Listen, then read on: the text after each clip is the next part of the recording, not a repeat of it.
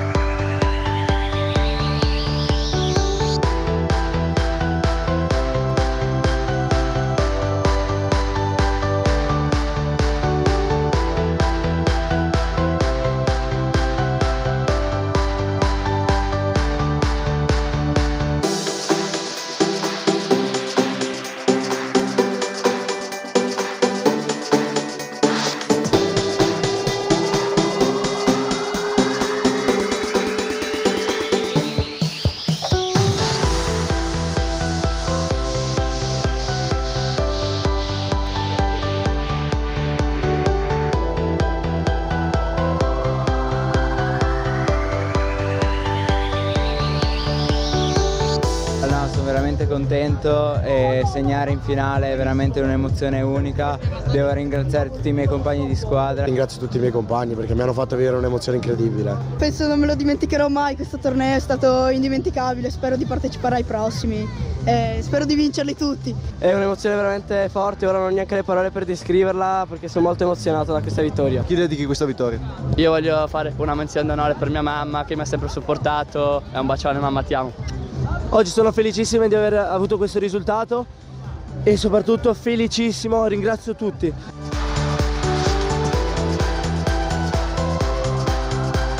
Siamo campioni d'Italia.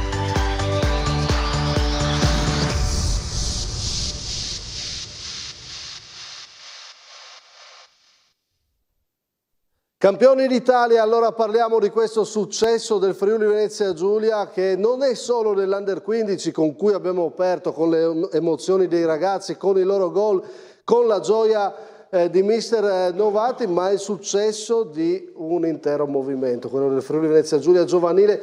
Apro facendo i complimenti ovviamente al comitato regionale del presidente Hermes Canciani. Buonasera presidente. Buonasera. Qua abbiamo la coppa del primo classificato, Marco Novati, complimenti mister. Buonasera a tutti, grazie. Secondo posto per Thomas Randon, complimenti. Buonasera.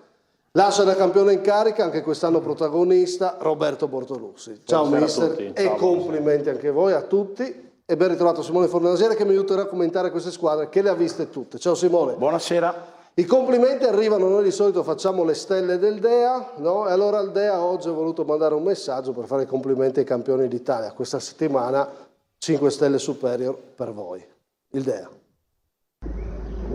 Buonasera, questa sera le 5 stelle direttamente dal campo di Tamai e come ho già detto saranno 5 stelle superior all'Under 15 che sono stati straordinari nel diventare campioni d'Italia. Faccio i migliori complimenti a tutti, allo staff, ai giocatori, ma anche a tutta la delegazione, perché questi sono risultati importanti che danno grande lustro al Friuli Venezia Giulia. Bravi e basta. Presidente Canciani, sì, bravi e basta stavolta, si solo da dire questo. Primo pensiero qualche giorno dopo la finale. Come si metabolizzano le sconfitte, si metabolizzano le vittorie. Noi 3 anni fa siamo tornati a casa con le pive nel sacco e Thomas ne sa qualcosa, da una finalissima persa veramente a pochi secondi dalla fine, e quindi era difficile da metabolizzare. Piano piano l'abbiamo metabolizzata. Così è la vittoria. La vittoria di Roberto lo scorso anno in Sicilia e la vittoria di Marco quest'anno, logicamente danno un segnale molto importante a quello che è lo sport del Friuli Venezia Giulia, e cioè che il calcio c'è, il calcio è vivo, il calcio è un movimento in continua evoluzione, e le dimostra il fatto che le 3 rappresentative, poi parleremo un attimo anche delle ragazze, hanno fatto veramente un risultato, credo, irripetibile, unico, e quindi io sono orgoglioso di essere presidente di questo movimento e ringrazio veramente tutti, come ha detto giustamente il Dea, perché questa non è una vittoria del singolo calciatore, del singolo allenatore, questa è una vittoria del movimento. Avevamo uno staff di prim'ordine, avevamo 3 staff di prim'ordine, e credo che con il lavoro, con la competenza, si possono ottenere risultati importanti anche in territori piccoli come il nostro. Allora, prima di parlare del titolo di campione d'Italia, poi andremo nello specifico con tutte le rappresentative, insomma, vi chiedo che indicazione dà al movimento questo torneo e il vostro lavoro. Voi siete dei tecnici, noi abbiamo detto che funziona il modello Friuli Venezia Giulia. Partiamo da mister Novati, fresco campione d'Italia. Che cosa dice il torneo delle regioni e che indicazione può dare nel dettaglio? Sicuramente, io è stato il primo anno che faccio parte, insomma, di questa delegazione, però fin dall'inizio io ho percepito tanto entusiasmo in primis, e poi io credo che i risultati parlano chiaro, e se arrivano determinati risultati è perché c'è un'organizzazione dietro, o meglio, io credo che per arrivare a risultati così importanti, nel momento in cui ci sono delle linee guida, nel momento in cui ognuno è messo al proprio posto e compie il proprio compito in maniera ineccepibile, e poi i risultati possono essere una conseguenza del frutto di questo lavoro, insomma. Quindi dice questo torneo che conta l'organizzazione.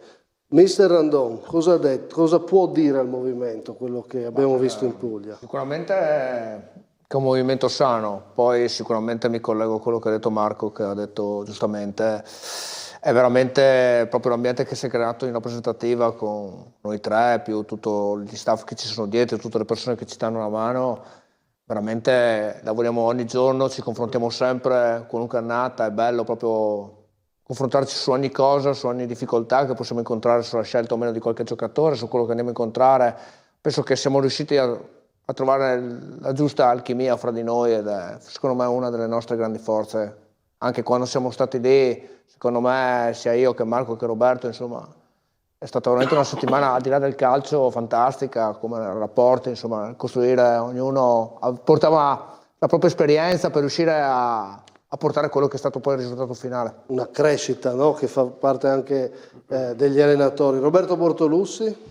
Secondo me il salto di qualità l'ha fatto lo staff di ogni squadra che avevamo a disposizione, dove non è stato trascurato niente. Io porto riferimento al 2018, che era il mio primo anno, e abbiamo fatto un salto dove la federazione ci ha messo a disposizione veramente degli staff importanti, dove non abbiamo trascurato niente, e di conseguenza anche il legame che c'è fra di noi, come ha detto Thomas, secondo me anche se lui era il primo anno, è stato coinvolto come se si lavorasse ormai da una vita, ed era giusto confrontarci. E poi devo essere sincero, io chiedo spesso a loro cosa pensi, cosa vedi, cosa fai, perché potrebbero portare una novità che magari io ma anche loro non avevamo magari pensato che potesse fare la differenza. Quindi anche quest'anno nel mio staff abbiamo aggiunto dei particolari, dei dettagli, dove può essere un valore aggiunto, ma nello stesso tempo dimostrazione che quando ci siamo guardati negli occhi abbiamo dimenticato qualcosa o qualcuno, possiamo rimproverarci qualcosa. Poi non è che per forza venga il risultato. Io del nostro risultato mi dispiace solo una cosa, che si poteva arrivare in fondo. Ti avevi questa percezione? Secondo no? me sì, c'erano tutti i presupposti per arrivare in fondo. Non ti nascondo che dopo la prima partita ero amareggiato perché non avevo dato quella giusto, però poi alla seconda la squadra ha dimostrato di avere quel carattere, è uscita, e lì è stata la nostra forza, come è stata la forza l'anno scorso. Certo. Poi entriamo nel dettaglio ovviamente del tuo percorso, Simone. Allora, sono d'accordo con quanto hanno detto. C'è stata, ogni anno io vedo andando via un'organizzazione perfetta. Mi permetto, ti chiedo un secondo, ti rubo un secondo di fare dei nomi, perché i ragazzi la mattina vedono Maurizio Zanuttel, Gigi Infurna, Marcello Fanigliulo, Dario Del Piccolo, svegliarsi alle 6 di mattina con loro, preparargli le maglie, portargliele, mettergliele nello spogliatoio, rientrano in albergo e li vedono lì che vanno a lavare le maglie. Sono dettagli che i ragazzi vedono e che quindi sentono di dover ricambiare, secondo me. E così è stato. Poi chiaramente ci sono stati dei valori e poi c'è stato il grande lavoro dei tecnici, perché vedere partite, andare ogni domenica, confrontarsi con le società, con gli allenatori, però è una macchina che perfetta, oliata perfettamente. Quando tu andavi ai raduni a Santa Maria trovavi lo staff lì e i ragazzi questa cosa secondo me la capivano e si sentivano di ricambiarla. Ecco, c'è tutto questo, no, che crea questo grande percorso, questo modello Friuli Venezia Giulia, ma visto che spesso si dice che i campionati giovanili non sono probanti, quanti giovani abbiamo, però forse dice anche questo, che i nostri campionati funzionano perché altrimenti non funzionerebbero anche le rappresentative e che i giocatori ci sono in diverse squadre, non solo in quelle apicali. Prova ne sia la chiamata di Baldin, che è stata una delle grandi sorprese e milita in un torneo provinciale, no? Quindi c'è anche questo tema oltre l'aspetto organizzativo, no? Credo che esista.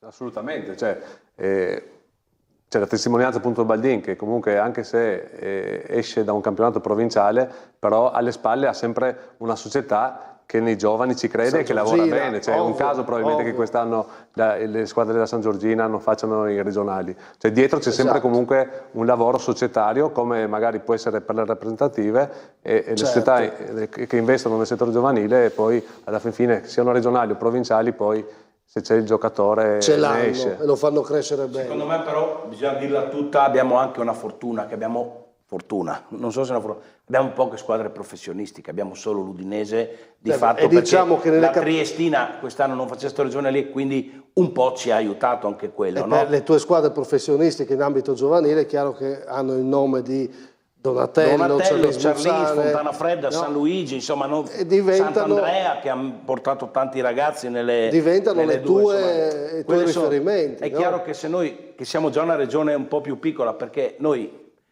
diciamo una regione da 1 milione, ma non dimentichiamoci che c'è solo il Tolmezzo a nord, a Gemona forse si ferma la regione, quindi non siamo neanche una regione intera dove pescare, e quindi se avessimo anche 3, 4, 5 squadre professionistiche sarebbe ancora più difficile, quindi questo non vuole assolutamente togliere meriti, però aiuta, no? Però ci sono anche regioni piccole che non hanno così tanto professionismo, che non riescono poi a fare tutto quello che fa Friuli Venezia Giulia. Prima di partire col viaggio rappresentativa per rappresentativa, cosa aggiungere di questi primi ragionamenti sul modello FVG? Allora, la prima cosa da aggiungere, ha già detto Simone, noi abbiamo 2 persone a cui abbiamo affidato, uno la responsabilità tecnica, uno la responsabilità organizzativa, che sono Andrea Albanese e Luigi Infurna.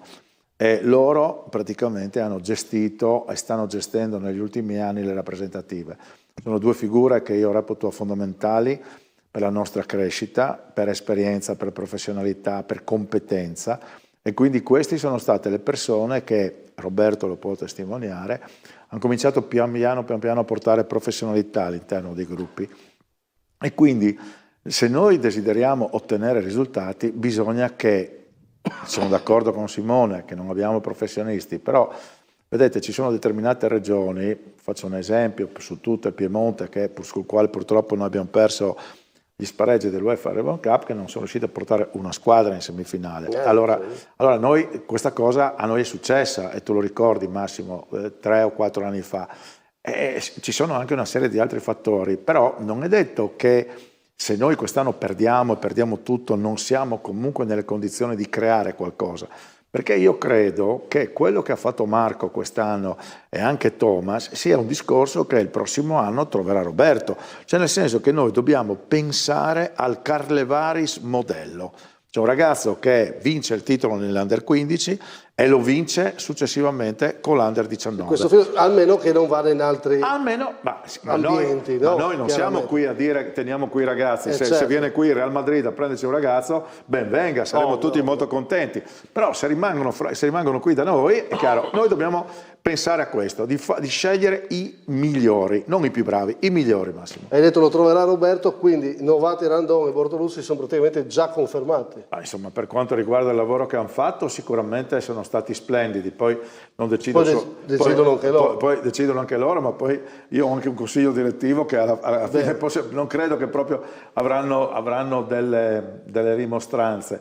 Però insomma devono esserci anche loro. Io ricordo, dopo glielo chiedo. No, aspetta solo una cosa, ricordo Thomas che non voleva più allenare i ragazzi e che voleva andare in prima squadra, dopo la sconfitta cocente di Vercelli, giusto? In una colazione piuttosto abbondante in quel di Palmanova sono riuscito a convincerlo ed è stato un risultato incredibile. Quindi ecco, bisogna che anche loro siano d'accordo e che possano apprezzare quello che è il lavoro che noi stiamo facendo per loro. E allora ripartiamo dall'Under 15 campione d'Italia. In un minuto il nostro inviato Jacopo Puntin ci riassume questo torneo delle regioni della squadra di Novati. Partiamo. L'Under 15 di Novati dimostra di essere la migliore sin da subito con il 4-0 al Molise senza appello, troppo forti, con doppietta di uno straripante Nani e Baldini in grande spolvero. I gironi sono più che perfetti, segue il 2-0 alla Sardegna e il 2-1 in rimonta con 2 gol su punizione spaziali contro il Veneto, roba mai vista. 2 gol su punizione per rimontare, 2 gol così soprattutto li aveva mai visti? No, sinceramente no. 9 punti, un gol solo subito, 8 fatti, i migliori, e lo saranno fino in fondo. Schiantata 2-0 la Puglia, padrone di casa ai quarti, e cinica con un 1-0 che mette in mostra anche una gran difesa con Giuliano contro i colossi della Lombardia. La finale è un punto esclamativo enorme. Dopo lo svantaggio i ragazzi di Novati la ribaltano con tutti i protagonisti, da Rutigliano a Nani a Baldin, che chiude tutto con una perla magnifica. Il modo migliore per chiudere un percorso netto e pulito con solo 2 gol subiti e 14 fatti, i migliori dal primo all'ultimo secondo di questo torneo. Questa è notte nostra giovanile, piccole star si ricorderanno di noi. Eh sì, piccole star ne abbiamo spesso. Quarto titolo, tra l'altro parla molto Monfalcone questa rappresentativa, perché i tecnici hanno vinto, sono di quella zona lì, Petric, Albanese, e adesso tocca a Novati, e soprattutto dopo 11 anni, dopo Albanese. Che significato ha avuto, visto che ti ha voluto anche lui, da San Siro alla Puglia, ci hai pensato? Come un passaggio di consegne, diciamo. Vero. Quindi sì, ho già detto che devo ringraziare Andrea che mi ha coinvolto in questa splendida avventura, questo splendido torneo che fin dall'inizio insomma mi ha preso, perché comunque deve essere, l'ho detto sin dall'inizio, che deve essere motivo di orgoglio insomma rappresentare il Friuli Venezia Giulia, la nostra regione, in un contesto così importante. Coronarlo poi con la vittoria è proprio una gran soddisfazione. Cosa fa dire sì a queste avventure, mister? Visto che tu hai fatto sia prima squadra, hai fatto tanto giovanile, sei ripartito dal giovanile qualche stagione fa, mi dicevi, con il Monfalcone. Si dice sì perché a queste avventure? Cosa ti spinge? Ma innanzitutto, ho già detto, insomma, un orgoglio rappresentare la regione, e poi un qualcosa di stimolante anche, almeno per quel che mi riguarda, avere la possibilità di selezionare è una cosa che non è da pochi, insomma. Anche io sinceramente non ho mai fatto settori giovanili selezionati, quindi è stato uno stimolo in più anche per personale, per mettermi alla prova, insomma, per avere gente, giocatori di qualità e vedere fino a dove si può arrivare. Serve un'abilità in più che va oltre l'allenare, perché selezionare è un'altra cosa, no? Ovviamente.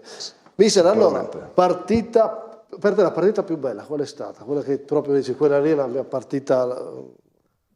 Allora, puoi dirmi anche la finale se è scontata, Partita più bella. Allora, io parto un attimino prima ancora dell'inizio del torneo. Noi abbiamo fatto un amichevole a Venezia, dove secondo me c'è stato lì uno switch, nel senso che le prime 2 amichevoli contro gli allievi del San Luigi e del Donatello le avevamo perse, e poi invece a Venezia siamo andati là, abbiamo fatto una grande partita, eravamo sotto di 2-0 il primo tempo giocando bene, e poi alla fine siamo riusciti a vincerla 3-2, e quello lì secondo me ai ragazzi ha dato quella spinta in più, insomma quella consapevolezza di esserci. Quindi la partita più bella arriva prima del torneo delle regioni. Quella lì è stato, diciamo, l'inizio, poi ovviamente parlando delle partite che hanno regalato emozioni, insomma, sono state secondo me sia quella con il Veneto, ribaltata, contro una squadra secondo me fortissima, forse la migliore che abbiamo incontrato nel torneo,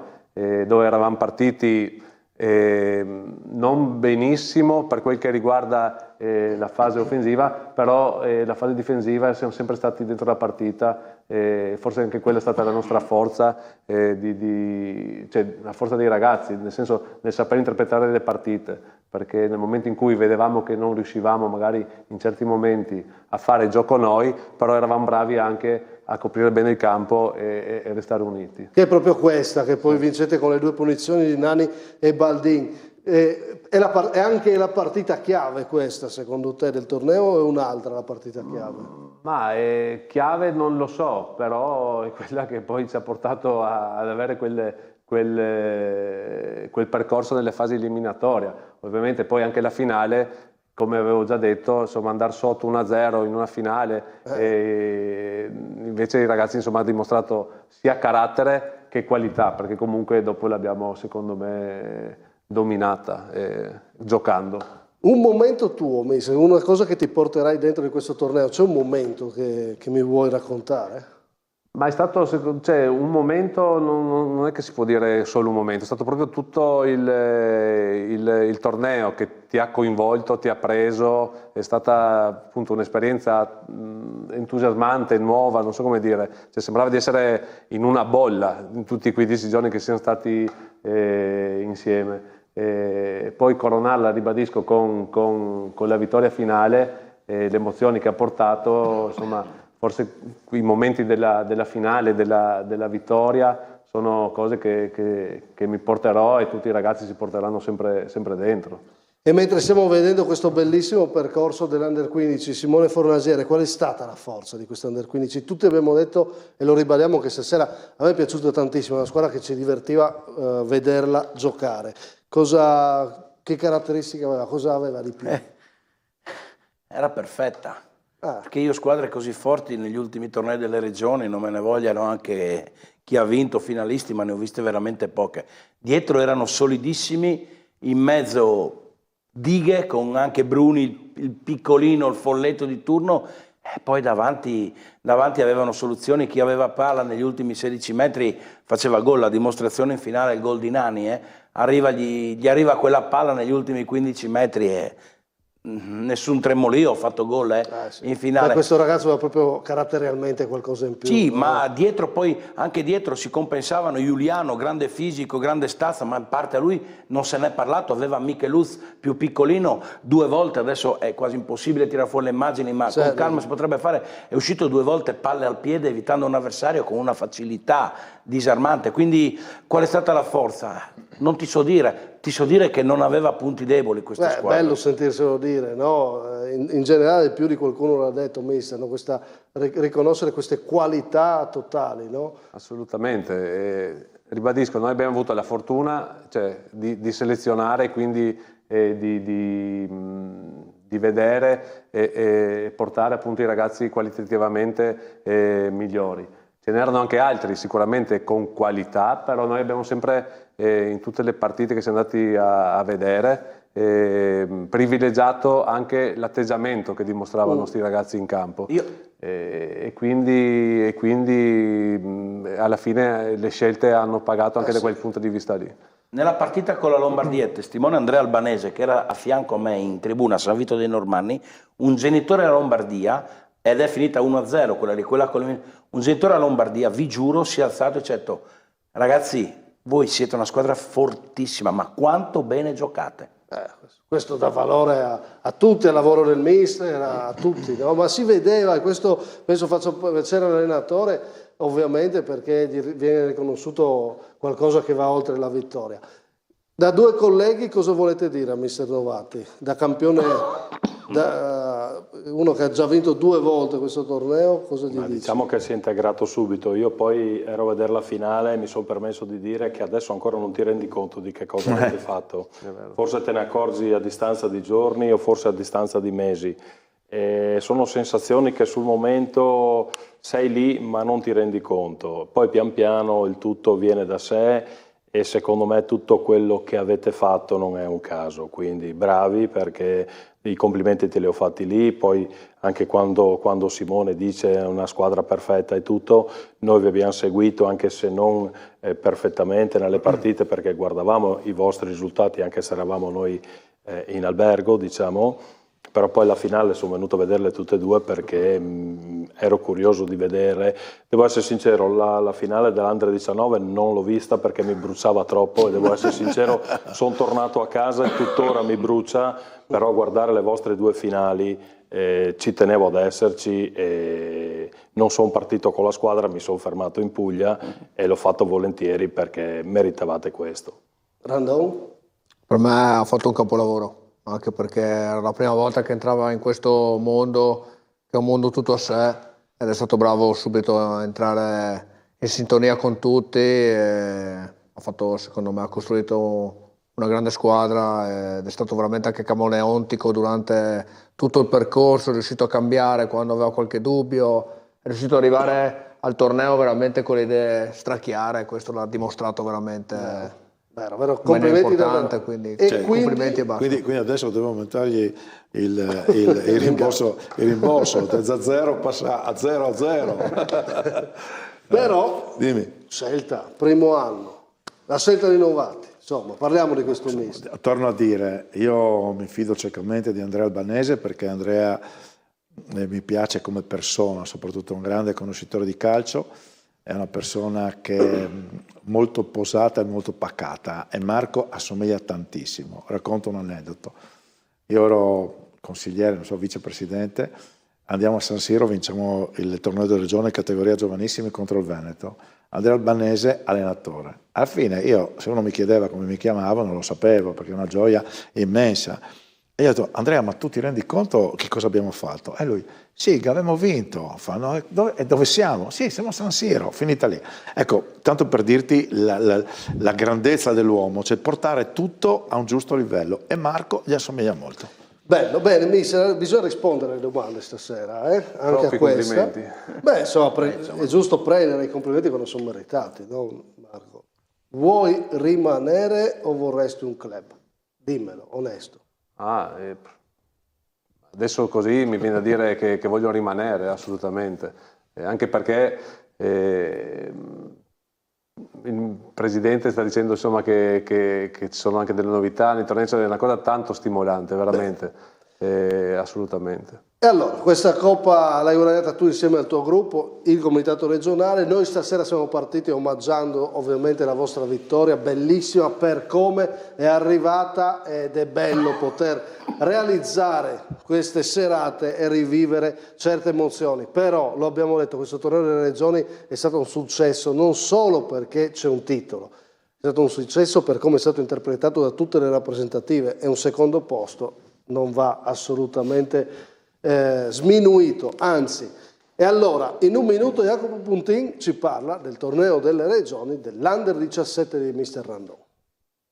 L'Under 17 ha carattere da vendere, come ha detto anche mister Randon. Ho un gruppo che crede di essere fortissimo, e così è stato. Giocata da fenomeno in rovesciata di Bertoli per l'1-0 col Molise nella prima, nella seconda con la Sardegna iniziano le rimonte, prima sotto 1-0 rispondono Della Schiava, forse il migliore della compagnia, e Badan sotto porta, prima prova di carattere che si ripete alla terza giornata con il Veneto, sotto ancora 1-0, Boga e Pittao salvano tutto e passano il turno come miglior prima di tutti i gironi, sempre a rincorrere, ma comunque davanti agli altri. 9 punti ai quarti, forse l'avversario migliore. Incontrano le Marche che sotto il diluvio passano in vantaggio, ma la squadra di Randon non muore mai, e sicuramente baciata anche da una qualche idea della fortuna, che nel calcio a volte serve più di altre cose. De Bono anche in maniera fortunata la pareggia. Follia delle Marche che regalano un rigore tramutato in punizione da una fantasia arbitrale 2-1 con Devinar. In semifinale con la Campania, c'è da dirlo chiaramente, aiutati da sviste importanti arbitrali, ma comunque il turno viene passato 2-1, De Bono della Schiava più fuori che dentro. In finale forse la benzina era finita e contro l'Abruzzo arriva il tracollo contro una squadra semplicemente più forte che andava al doppio ma non cancella tutto il buono tirato fuori da Randon, da questi ragazzi. Cosa in particolare hai tirato fuori da questi ragazzi? Cos'è che è uscito da questo torneo della Regione? Ma è uscito sicuramente un carattere, una voglia impressionante. Mi hanno stupito perché effettivamente ogni partita, anche se partivamo un po' in difficoltà, avevo sempre la sensazione che avrebbero tirato fuori qualcosa dal cilindro per ribaltarla, ed è sempre stato così. Io loro ho sempre chiesto fin dall'inizio che è un torneo che bisogna sempre stare attaccati alla partita, no? Perché basta poco per girarla, e loro sono stati a dei poco stellari perché abbiamo veramente fatto delle rimonte incredibili con grande merito secondo me, e queste rimonte ci hanno un po' portato forse alla finale a essere un po' cotti, no? In un contesto in cui comunque è un avversario importante, dove forse noi dovevamo stare un po' meglio a livello fisico, però la voglia, quella roba di voler vincere che mi hanno trasmesso anche a me è stata meravigliosa. Hai capito subito in finale che non potevate farcela? Avevo questa sensazione, sì, perché io veramente credo che loro hanno tirato veramente il massimo. Tutte queste partite in cui, anche la terza, che era una partita in cui si poteva dire siamo passati, eravamo ancora tutti in gioco, quindi abbiamo dovuto comunque vincerla e anche lì in rimonta, giocarsela fino all'85esimo per ribaltarla. Ogni partita non avevi mai un momento in cui dicevi boh, stiamo rilassati un attimo che ce l'abbiamo in mano. È stato bello, un frullatore di emozione incredibile. Però impegnativo. Talmente impegnativo che la mia sensazione è che quando siamo andati in campo, un po' quando abbiamo anche visto gli avversari, sapevamo che era una squadra che a livello anche fisico aveva due attaccanti veramente importanti di categoria e ci hanno messo un po' in difficoltà. Siamo stati bravi perché siamo comunque anche lì stati attaccati alla partita. Il secondo gol che ci ha veramente tagliato un po' le gambe. Però purtroppo fa parte del gioco, dispiace, però secondo me nulla a togliere, è un percorso secondo me forse dei tre il più bello. Per te? Sì.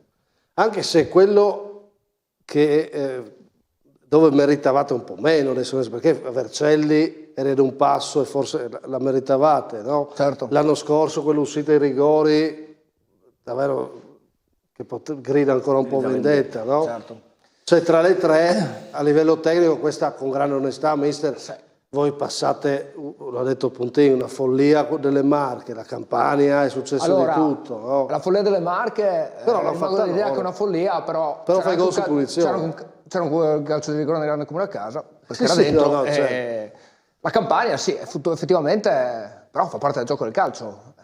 Cioè, come gli ho detto a loro, quello stesso con la Campania fa parte di un po' di non so cosa, però va bene, nel senso l'arbitro proprio giornata da dimenticare. Però insomma non hanno ancora creato il VAR nelle strutture giovanili, quindi per l'amor di Dio noi siamo stati i primi a essere stupiti nel momento del gol. Però insomma ma quella partita lì ha lasciato qualcosa? Cioè, lasciato qualcosa perché ha sminuito tutto quello che avevamo fatto secondo me fino a quel momento, no? Sembrava quasi che fossimo noi che avessimo rubato la partita.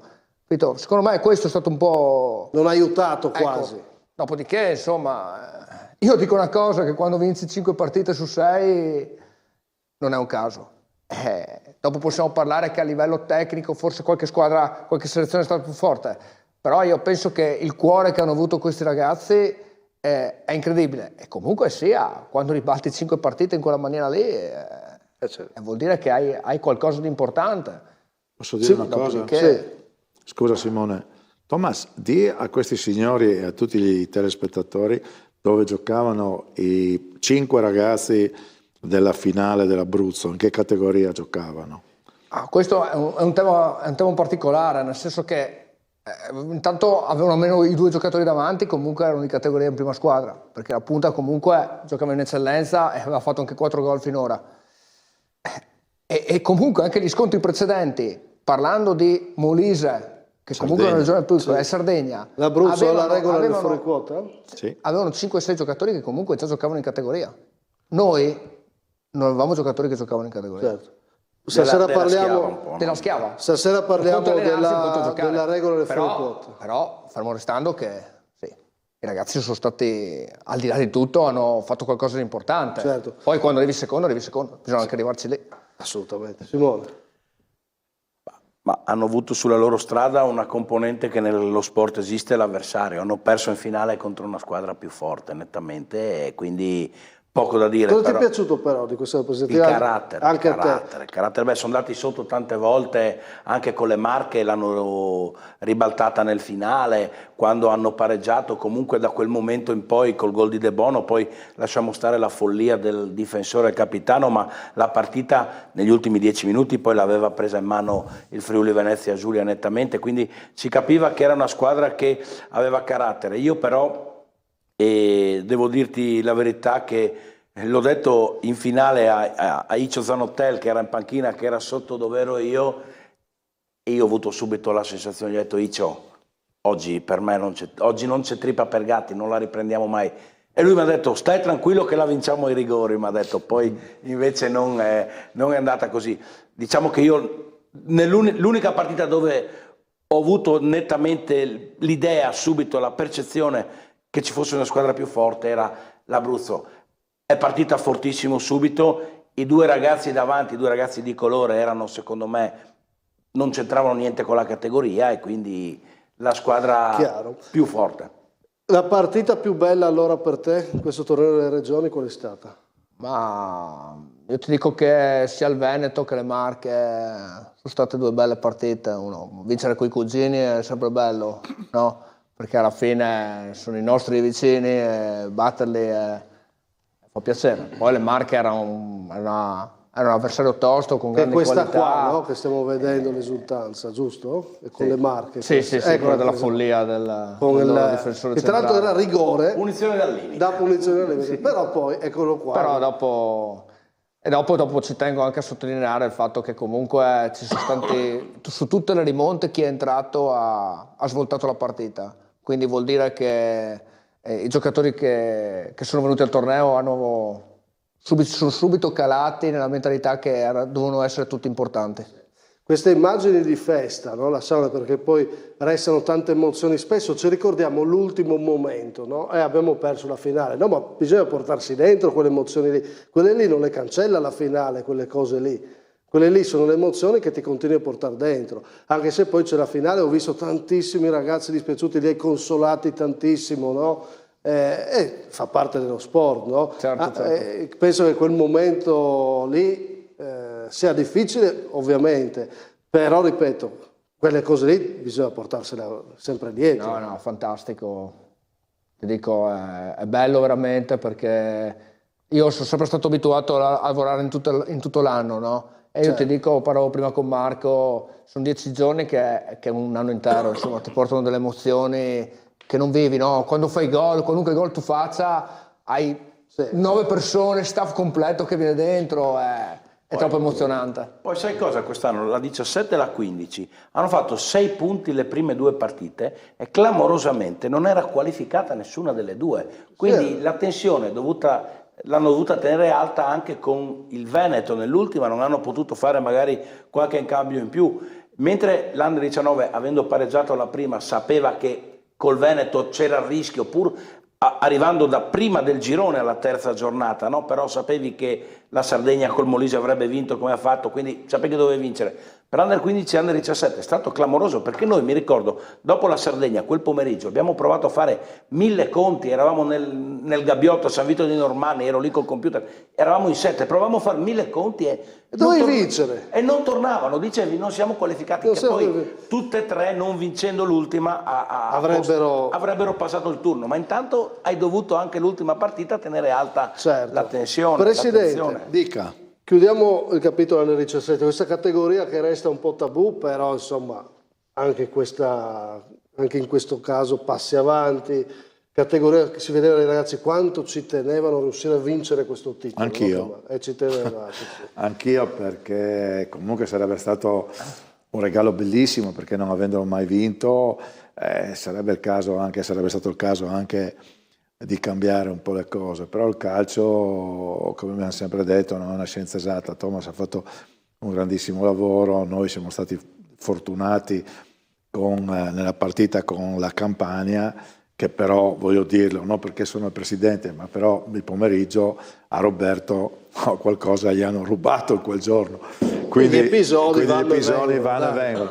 Quello che resta e quello che rimane è proprio questa, la consapevolezza di un gruppo creato, di un gruppo costruito con attenzione, con grande, come ho detto prima, con grandi intuizioni sia tecniche ma soprattutto dal punto di vista proprio comportamentale. Il torneo delle regioni è un torneo dove tu giochi 6 partite in 7 giorni, si arriva in finale, e anche questo è un ragionamento da fare, perché bisognerà assolutamente arrivare a creare un altro giorno di riposo, perché non puoi pensare di giocare 3 giornate, ti fermi e poi fai quarti, semifinali, finali. Se fossi quando diventerà presidente della Lega Nazionale Dilettanti, Canciani proporrà questo. Non diventerà mai presidente della Lega Nazionale Dilettanti, Canciani. Se dovesse diventare... Non diventerà mai, non ti preoccupare.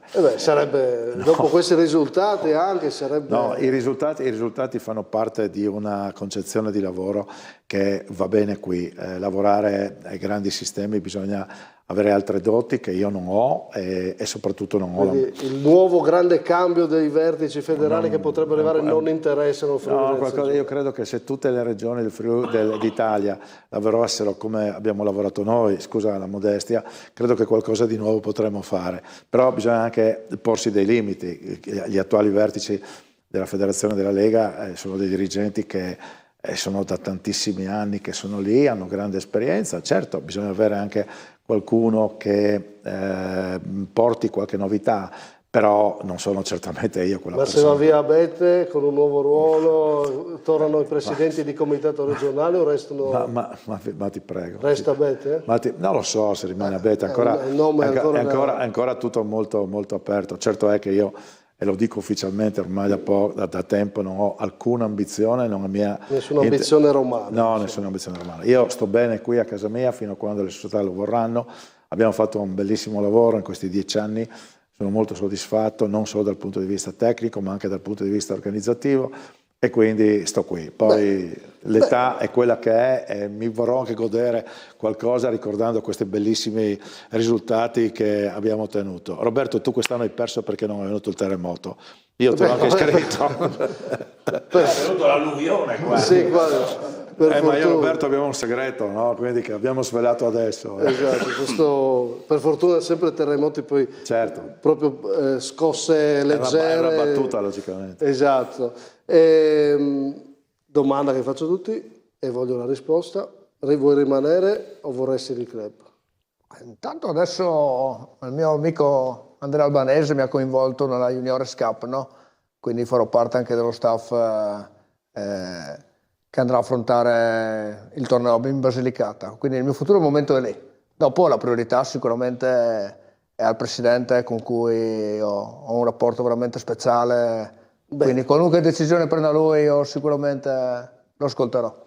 Ci fermiamo e poi tocca a mister Roberto Bortolussi, e non solo, perché stasera dobbiamo parlare anche molto di giovani, ne parliamo dopo però. Pubblicità.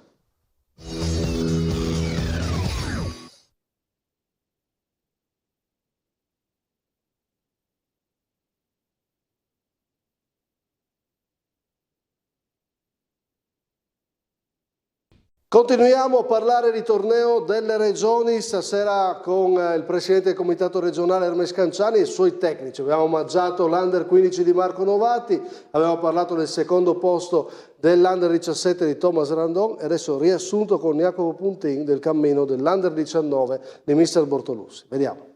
L'Under 19 da campione in carica non ha sfigurato nonostante una brutta partenza con il Molise bloccato sullo 0-0, ma Bortolussi fa la sua magia, li mentalizza e nella seconda giornata si rivede la grinta del mister. 3-1 alla Sardegna, Bruni con la sassata, Toffolini all'angolino e Orefice su assist intelligente di Livon. La strada sembra quella giusta e continua anche nella terza con la vittoria presa di misura con Bianco che la sblocca su rigore. Passano il turno anche loro da migliore, quarti di finale con il Diluvio Stovio 0-0 con la Calabria, una partita non bellissima e molto fisica, ma ai rigori protagonista un super Max Jagost, ne para 2, bianco segna quello decisivo, si va in semifinale contro il Lazio, partita difficile sotto il diluvio nel primo tempo, dominano i ragazzi di Bortolussi e passano in vantaggio sempre con bianco nel secondo, controvento e con l'ingresso di Nzembi cala la nostra rappresentativa e subisce 2 gol rimontati da Tavella e Bronzini, finisce in semifinale il percorso dei campioni in carica, resta il dispiacere di aver perso da situazioni di svantaggio, ma restano anche altre 2 certezze, che Bortolussi in questo torneo sa valorizzare tutti e che questi ragazzi sono forti e meritano più spazio. Meritano più spazio, ci dà il lancio a quello che parleremo dopo, è da capire se è così, se la pensano tutti così o no, ma intanto, mister, la partita con il Lazio, come la ripensi adesso? Calcolando che poi loro vincono anche il torneo delle regioni. Sì, mi brucia ancora di più perché non siamo stati inferiori, dovevamo chiudere il primo tempo e sinceramente prendere 2 gol così regalati da noi non è un bel segnale. Naturalmente c'è mancata la convinzione, oppure era troppo convinti di averla già vinta questa partita perché dovevamo chiuderla nel primo tempo. Abbiamo avuto le occasioni per farli, i gol, ma nello stesso tempo non ci abbiamo creduto con l'arma. Loro fanno la battuta al calcio d'angolo alla Bortolussi, però l'anno scorso mai provato, ha fatto la differenza. Quest'anno che l'abbiamo provato più volte e avevo gente che calciava bene, ne abbiamo fatti 5-6 nel primo tempo, non abbiamo sfruttato neanche uno. Questo secondo me mi fa riflettere su quelle che possono essere le nostre qualità. Io batto sempre ragazzi, proviamo 4 cose, ma credeteci quanto ci credo io, perché se calci d'angolo gli altri anni ha fatto la differenza, quest'anno purtroppo non è stato così. Sì, poi regalare che non avevi magari il Meneghetti di turno. No, ma c'erano di bravi di testa. Io li vedevo quando andavano dentro che non erano convinti e non avevano quella fame del Meneghetti della situazione, o anche Marmoreo stesso.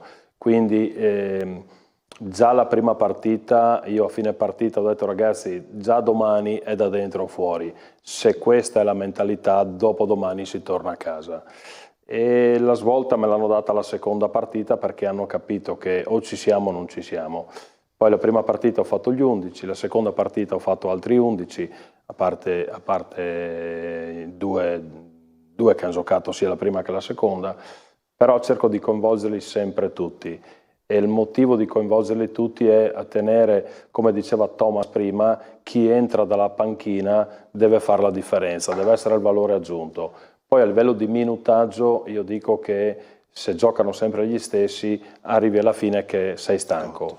E quindi se tu alterni una partita con l'altra e butti dentro i 5 cambi che io ho, perché ad esempio Marco ne aveva 7, esatto. E sono convinto che poi alla fine, coinvolgendoli tutti in un certo modo, possono darti quel valore in più, che ci deve essere quella cattiveria. Io dico, fatemi vedere che ho sbagliato formazione entrando dopo, fatemi vedere che quando entrate facciate il valore aggiunto veramente, e questo deve essere uno stimolo. Parzialmente me l'hanno dimostrato, diciamo. Questa volta, al di là della battuta del presidente del terremoto, che ogni anno, i 2 anni che ho fatto, è venuto anche il terremoto, e in questo caso qui dovevamo essere noi con quella mentalità di far venire un terremoto, ma non farlo venire lì, ma farlo venire in campo, perché la partita non siamo riusciti a fare il 2 o il 3-0 del primo tempo, ma se c'hai quella cattiveria, quella malizia, quella mentalità giusta da torneo, la partita deve finire 1-0. E poi noi non siamo stati in grado. Hai questa idea del torneo, no? Che è molto basata sulla mentalità, al di là poi di quello che è giocare con un modulo, sfruttare determinate caratteristiche, però la chiave l'hai sempre individuata in questo, no? Ma a livello di 19 ti dico di sì. E poi il discorso del modulo mi sto adattando, e l'ho sempre fatto, ai giocatori che ho. Cerco di portare una mia idea, se però certi giocatori non hanno queste qualità mi adatto alla qualità dei giocatori. Però fino adesso l'hanno dimostrato che lo sanno fare, quindi anche nelle discussioni che faccio con loro, dove vorresti giocare, perché rispetto alla 15 e alla 17 solitamente fuori quota giocano, non è gli ultimi anni a sta parte, giocano dove facevano meno danni in prima squadra. Adesso invece vedo che stanno giocando dove è il loro ruolo. Però nello stesso tempo magari cambiano ruolo dalla 15 alla 17, passano alla 19, possono variare. Quindi la mia domanda tante volte è: oltre al ruolo che stai giocando adesso, che ruolo sai fare? In modo che io porto via dei giocatori dove, e ben venga che possono fare più ruoli, in modo che in qualsiasi momento uno non è adattato a farmi un ruolo che non sa fare, ma mi dà la possibilità di impiegarlo anche su un ruolo che non è attualmente il suo, ma che l'ha fatto. Un'ultima cosa, del Fornasiere, che riflessioni vuol fare sull'Under 19? Ha pesato anche aver avuto quegli infortuni, 2, poi Palmisano è arrivato in corsa, lo hai fatto giocare tutta la partita. 2 partite. Non è magari neanche facile, no? Per un giocatore che arriva in corsa, oppure non c'entra niente questo tipo di ragionamento, o lo hai fatto dopo? Non no. Per trovare Palmisano, perché Palmisano commette un piccolo errore, però non è lui il colpevole, però il tema è: arriva e gioca subito 2 partite di fila, uno che non era convocato. Allora, novità di 2 anni fa. Noi facciamo una lista di 20 giocatori e poi abbiamo, passami il termine, le 5 riserve, dove se si infortuna uno abbiamo la possibilità di chiamarlo. Di conseguenza per me Palmisano fino alla fine è stato uno di quelli che io ho sempre chiamato fino agli ultimi momenti, poi ho dovuto prendere delle decisioni, e le decisioni con una certa logica, confrontandomi soprattutto con i miei collaboratori, che secondo me ho uno staff di alto livello, lo dico sempre, e mi piace parlare di loro perché per me sono il valore aggiunto, e quindi quando mi confronto con loro dico: che cosa faresti, e soprattutto dammi una motivazione. E nelle motivazioni che c'erano, quando poi alla fine mi sono ritrovato che dovevo fare delle scelte, non ti nascondo che ero in difficoltà, perché c'era veramente qualità. Palmisano si è ritrovato nei 5 come altri 4 giocatori. Quando poi è venuto fuori l'infortunio di un giocatore Barbana, che è stata un po' una sorpresa, diciamo, sì. Perché io quando l'ho visto la prima volta, la prima partita in Coppa Italia, che è entrato, ha giocato 15 minuti a San Vito con il Mugia, e dico: ma questo chi è? Da che settore giovanile viene fuori? Alla fine avevo visto delle qualità, al di là poi che ho conosciuto nel tempo la bravura del ragazzo, con questo infortunio importante, perché poi alla fine aveva fatto male veramente, un male importante, e ha tenuto botta fino alla fine.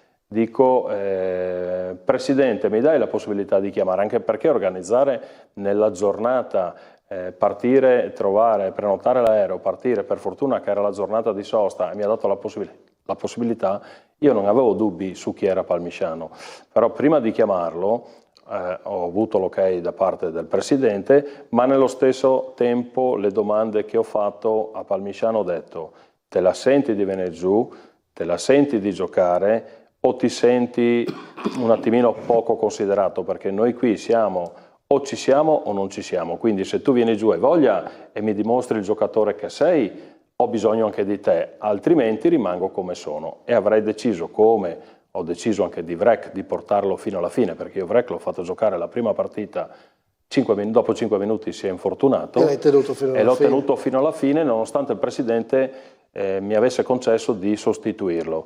Io invece in questo caso qui, con lo staff che mi dice: guarda che secondo me puoi recuperarlo, l'abbiamo recuperato l'ultima partita, e l'ultima partita l'ho fatto partire titolare, quindi non avevo dubbi su chi era Palmisano. Non hai avuto dubbi, e non è insomma assolutamente un tema in questa semifinale. Considerazioni sull'Under 19? Che c'è quel secondo tempo con Lazio che è costato carissimo, ma purtroppo è stato un brutto... Un calo, insomma. Sono stati 45 minuti brutti, meno di 45, 44, perché dopo 30 secondi il ragazzo della Pezzarino dell'Azzurra evita il portiere, calcia e prende il palo, quindi cioè, era rientrata anche bene la squadra. Poi il Lazio ha fatto 2 cambi là davanti, soprattutto con l'esterno, che è quello che poi ha fatto il cross dell'1-1, e È stato un torneo secondo me perfetto, perché anche contro il Veneto, quando sapevano, già il giorno con la Sardegna, il secondo giorno era da dentro fuori, perché dopo lo 0-0 col Molise, se perdevi con la Sardegna di fatto eri a casa con 1 andando anche a 4. Quindi la squadra era stata forte. Con la Calabria, dice bene Jacopo Puntin, è stata una partita brutta da una parte e dall'altra, uno 0-0 con poche occasioni, dunque i rigori erano stati il naturale finale, però il grande rimpianto è per quei secondi 45 minuti con Lazio, dove la squadra si è sciolta e sparita. E qua stiamo rivedendo un po' di momenti. Presidente Canciani. Allora, io con Roberto Bortolussi ci conosciamo da un bel po' di tempo. Abbiamo un rapporto molto forte, però sempre con poche parole, insomma lui non è come me. Il giorno di San Vito dei Normanni, il giorno della partita contro la Sardegna, dopo la partita col Molise, che a me personalmente non era piaciuta, l'ho detto a tutti, perché non era la squadra di Bortolussi, quella di Roberto ha un grande pregio, quello di prendere i più adatti. E in quella partita abbiamo sofferto, per l'amor di Dio, il Molise non è questa grandissima squadra, però noi siamo il Friuli Venezia Giulia, quindi, e gliel'ho anche detto. E allora diceva, a San Vito dei Normanni lui è andato verso il bordo del campo, era da solo, io l'ho raggiunto, ho detto Robby, noi ieri abbiamo perso per colpa della pioggia e del freddo, no abbiamo perso, abbiamo pareggiato, io so che questa non è la squadra, quindi oggi voglio vedere la tua squadra. E lui effettivamente, perché questa è la capacità dei mister, lo dico a tutti, ha preso 9 ragazzi che il giorno prima erano in panchina e li ha fatti giocare titolari. E il risultato praticamente è stato subito evidente. Cosa voglio dire con questo? Che il gruppo dei 20 che vanno a fare il torneo delle regioni devono essere tutti equivalenti. Il momento stesso in cui tu hai un ragazzo che non ti dà le stesse garanzie di quello che esce, non sei nelle condizioni di poter agire in una certa maniera. Quindi la capacità delle nostre rappresentative, di tutti, e mi piace che stasera sia uscito, è stata proprio quello di aver portato 60 ragazzi, più 20 le donne, dico pure 80, che erano veramente il fiore di quello che è il calcio del Friuli Venezia Giulia. Ma sì, infatti poi entrare nel tema delle convocazioni che ogni tanto esce, secondo me non va neanche bene, perché le convocazioni sono frutto di un lavoro serio e chi viene selezionato è selezionato da tecnici che sono sul territorio, che vedono partite, ne vedono tante, che abbiamo visto che staff serio c'è.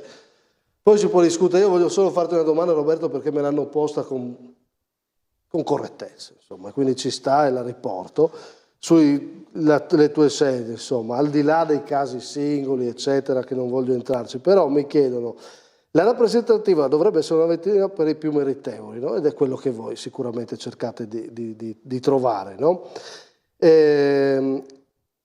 Mi chiedono praticamente il criterio, ma adesso non facciamola troppo lunga su questo, più che altro sul tema è quelli che giocano con più continuità ed eccellenza, ci scrivono, non tutti sono stati convocati, ok? E in particolare perché una squadra come il Fiume Veneto Bandia, che ha vinto il premio ed è in testa al progetto Valorizzazione Giovani, non aveva nessun convocato. Cosa vuoi rispondere a questa singola cosa? La propongo solo perché mi sembrava una domanda puntuale che può essere una curiosità, ed è giusto che il selezionatore magari dia la sua risposta. Ma diciamo che le scelte che faccio e che mi prendo le responsabilità, perché non ho solo mio fratello che mi dà una mano, ma ho altri 5-6 persone di fiducia che vanno a vedere le partite. Quindi quando c'è il dubbio su un singolo giocatore, piuttosto che cosa può darmi questo piuttosto dell'altro, mando dei miei collaboratori e poi ascolto cosa mi dicono. Quindi sarebbe stupido da parte mia lasciare a casa uno che è bravo e che sta facendo la differenza nella sua società.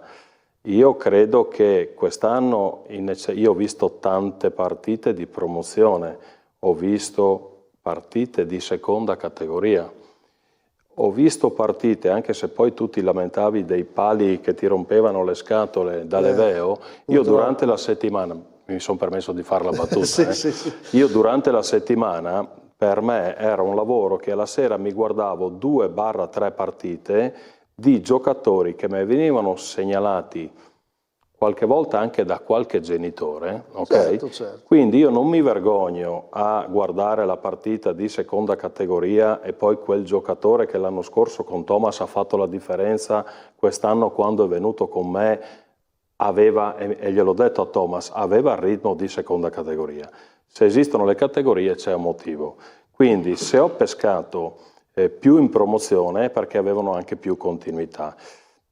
Fare il caso singolo della persona che ti ha fatto la domanda, in quel caso lì ti rispondo che ho visto anche il carattere del lottare e del fare, ok? Se è la persona che credo io, anche perché non ne ho convocati tanti del Fiume, però il Fiume di persona, anche al di là che c'è una certa amicizia col Fiume Veneto, li ho visti spesso e tante volte sono andato a vedere partite dove questo o questi giocatori che erano seguiti non hanno giocato. Se poi nella parte finale hanno giocato, comunque c'era c'era qualcuno a vederli. Sì. Ma c'era di meglio? Forse sì, dico forse sì, ma non sono sicuro, visto che sono arrivato terzo e non sono arrivato in finale, può darsi che qualcosa ho dimenticato. Però sarebbe anche umano, col senno di poi dico, ho sbagliato a convocare questo piuttosto che l'altro? Per come sono io caratterialmente non abbiamo trascurato niente, abbiamo messo il nostro massimo impegno, poi dirti che il singolo, come è successo su altri episodi, su altre cose, poteva starci, chi ho convocato fino alla fine ci ho sempre creduto, chi ho iniziato un attimino a scremare perché poi non mi hanno permesso di continuare a convocare, perché io convocavo 33 giocatori ad allenamento, ok? E non è facile comunque seguire tutti. E ti ripeto, credo di aver portato via chi aveva più minutaggio sulle gambe, chi stava meglio, a discapito, e l'ho sempre detto, l'ho detto anche nelle tue trasmissioni, magari di qualcuno che era più bravo, ma che non aveva il minutaggio, perché poi arrivare alla fine e vedere come Randon, che alla fine dice eravamo un attimino stanchi, se un giocatore mi gioca in eccellenza e mi gioca un quarto d'ora, 20 minuti, quando gioca da me deve fare una partita intera, che minutaggio può avere giocando tutto il giorno? Ok, va bene. Secca, vuoi rimanere o vuoi il club? Visto che nel club manchi un po'. Secca allora, questa, se nel 2018 sono stato secco e diretto, ho detto preferisco allenare una squadra di club perché è tutto un altro allenare, adesso per come è andata l'anno scorso, quest'anno, e per come mi trovo con lo staff e nel gruppo, se il presidente decide di riconfermarmi, ben venga. Adesso però sto pensando a una partita molto più importante a livello familiare che mi coinvolge e ci tengo a dirlo questo, perché è una partita importante dove da un pezzo che sto soffrendo, ma mi auguro di chiuderla in bellezza anche questa partita. E allora noi per questa partita ti facciamo i veri auguri, mister, visto che hai voluto dirlo anche in trasmissione, perché sono queste le cose che contano. E a proposito di famiglia, sono bravissimi, no? Perché tutte quelle partite viste anche con l'Aveo ti sopportano ancora e ti supportano. Sì, allora voglio entrare nell'argomento giovani, visto da un'altra prospettiva, visto che ho gente competente che ne può parlarne. Però prima voglio chiudere dicendo una cosa al presidente Hermes Canciani, perché abbiamo parlato di modello Friuli Venezia Giulia. Bene, io quando succedono queste cose si sente poi dire, sapete, l'Italia è uscita dai mondiali, no? E noi con i ragazzi facciamo bene. Allora adesso non mischiamo le cose, perché sennò diventiamo banali e retorici. Lasciamo stare quella cosa lì. Però dico questo, che in ogni ambito si può raggiungere qualcosa quando lo si crede fortemente e si lavora per farlo. E questo modello Friuli Venezia Giulia, lo dico tranquillamente, è merito del presidente Canciani. In questo senso, creare un modello, lavorare, può portare a qualcosa di importante. E questo è giusto riconoscerlo. Ti ringrazio. Detto questo, parliamo di fuori quota. Stasera Tomei non fa il tema, ma fa una domanda e gliela ripropongo io, che è questa, presidente. Perché, visto che qua abbiamo i tecnici e stasera lo sentiremo, perché non interpellare nella decisione finale i tecnici preposti a gestire e far crescere i giovani invece di scaricargli un obbligo che esula dalle loro responsabilità, ovvero far giocare i giovani che sono reintrodotti per la prossima stagione? Cosa risponde a Tomei? Io? Sì. Una domanda facilissima da rispondere all'amico Armano. Un allenatore, da quando il mondo vuole vincere, e per vincere ha bisogno non dei giovani. Di conseguenza chi mi dice che i giovani bravi comunque giocano lo stesso dice sicuramente una cosa poco seria. Allora, fermo restando che per quanto riguarda l'obbligo di quest'anno diventa un obbligo nazionale, ma noi abbiamo visto, abbiamo risultati eclatanti. Qualcuno mi dice non abbiamo mai avuto un campionato di eccellenza come quest'anno perché non ci sono i fuori quota. Bene, abbiamo però un campionato di promozione dove i fuori quota ci sono ed è un campionato sicuramente all'altezza. Noi non possiamo continuare a pensare di andare a cercare i quarantenni. Noi dobbiamo dare la possibilità ai nostri ragazzi di giocare. Te l'ha detto Bortolussi prima. Se un ragazzo nel proprio club gioca 10 minuti non potrà mai venire con noi. Bisogna avere la forza e il coraggio non degli allenatori, e lo dico ai miei amici Roberto, Thomas e Marco, ma dei presidenti che devono pensare che il futuro è dei ragazzi. Quindi dobbiamo assolutamente impegnarci a far sì che i ragazzi giochino. Però il parere dei tecnici non conta, loro che poi li devono allenare, devono gestire. Ma io permettimi, io non posso, dico pure, posso rispondere all'amico Tomei dicendo io non posso andare a chiamare gli allenatori e dirgli ma scusate voi li volete o non li volete, perché questa è un'assurdità. Okay. Allora io devo ragionare con le società, non posso ragionare né con gli allenatori né con i calciatori, cosa che peraltro abbiamo dei rapporti che sono incredibili, e sia il presidente degli allenatori che è in consiglio con noi, sia il delegato dei calciatori che è in consiglio con noi, l'avvocato Paolini, sono stati perfettamente d'accordo nel reintrodurre questo, perché chiudo con una chiosa. Il premio di valorizzazione dei giovani quest'anno noi l'abbiamo dato anche alle società in mancanza dell'obbligo. Ci sono 6 società in eccellenza che hanno fatto giocare i giovani e le ultime 2 hanno dei coefficienti che sono ridicoli, 3,04, cioè 8 minuti. Quindi che cosa vuol dire questo? Vuol dire che se tu non imponi qualcosa non la ottieni, e quindi purtroppo a malincuore io ho sperimentato questo, Massimo, ho fatto un passo indietro come avevo fatto un passo in avanti lo scorso anno, io e te eravamo d'accordissimo su questa scelta, però purtroppo bisogna tornare indietro e bisogna dire i ragazzi devono giocare, non possono, devono. Ritorno dei fuori quota, alla maggioranza non piace, voi direte a quale maggioranza? Noi nella nostra trasmissione abbiamo provato a fare le domande a tecnici, giocatori, abbiamo raccolto un po' di opinioni e dalla nostra domanda ne è uscito che alla maggioranza non piace. Vi ripropongo una parte di tutte queste domande che abbiamo fatto in queste settimane. Vediamo. Tornano i fuori quota. D'accordo sì o no? Sì. Sì. No, l'eccellenza più bella degli ultimi anni è stata questa qui senza fuori quota ed è un peccato rimetterla. Verdesca? Sì, sono d'accordo. D'accordo. Stiso? No. Io credo che se un giovane è bravo il mister lo fa giocare, deve avere anche fiducia il mister nel giovane, però appunto penso che i giovani vanno fatti giocare se meritano e se si guadagnano queste possibilità. Io avevo un attore come Zoratti, ho fatto il centrale difensivo da fuori quota perché me lo meritavo, se no giocavo un altro e così via. C'è un mercato particolare con i fuori quota e sono molto dispiaciuto. Ma io sono contento perché comunque noi cerchiamo di fare il più possibile col settore giovanile. Io sono pro giovani sempre, nella maniera più assoluta.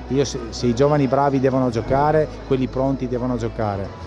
Tante volte purtroppo siamo costretti a mettere in campo dei ragazzi che non sono pronti e secondo me non sono convinto quanto bene gli facciamo tante volte a farli giocare piuttosto di fargli preparare o un campionato più sotto o una categoria più sotto. Il reinserimento dei fuori quota non ci sta perché comunque sono stati tolti solo nell'ultima stagione e penso che come in tutte le cose abbiano bisogno di un responso nel medio termine. Toglierli per una stagione e basta secondo me è un numero che stona. Penso che è una cosa, non dico assurda, ma quasi, no? Perché non si può prendere una strada senza fuori quota, poi ritornare con i fuori quota. No, non sono d'accordo. Prima ci sono, poi toglierli un anno e poi rimetterli un altro anno dopo. Non so se questa è la strada giusta. Questo buco di quest'anno ha creato, non lo so, per me ha creato una grossa difficoltà per l'anno prossimo. L'anno prossimo ci sono 2007 con 2 per squadra, significa che ci devono essere dagli 70 agli 80 2007 che devono scendere in campo in eccellenza, che è un campionato tosto, complicato e non so quanti saranno preparati. C'è una statistica che dice che nel 1964, io sono 64, sono nati 1.050.000 persone. Nel 2018 sono nate 370.000, io credo che sarà difficile trovare giovani, anche perché poi si dedicano anche a altre attività, e quindi la materia prima è matematico che sarà di meno. Facciano loro, io insomma non sono nessuno per giudicare, posso dire la mia, e se devo dire la mia è il fatto che comunque toglierli per un anno solo, onestamente sembra un po' un autogol, ecco. Un anno solo, troppo poco. Cosa risponde Canciani? Avrei tante cose da dire. Allora, io non mi rapporto con gli allenatori o con i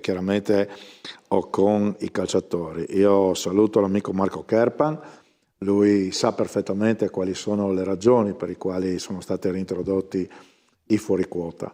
Io dico solo una cosa, e non me ne devono volere né gli amici della Juventina né qualcun altro, che una squadra che fa un campionato di eccellenza ai vertici deve avere la forza e la capacità di allestire una seconda squadra, che può essere tranquillamente una squadra di juniores regionali. Quando il mister del Monfalcone dice che bisogna fargli fare un campionato più basso oppure bisogna farli giocare maggiormente, ma chi dice di no? Anzi, il campionato juniores regionale a che cosa serve? Cioè non per far giocare questi, è per farli portare in prima squadra.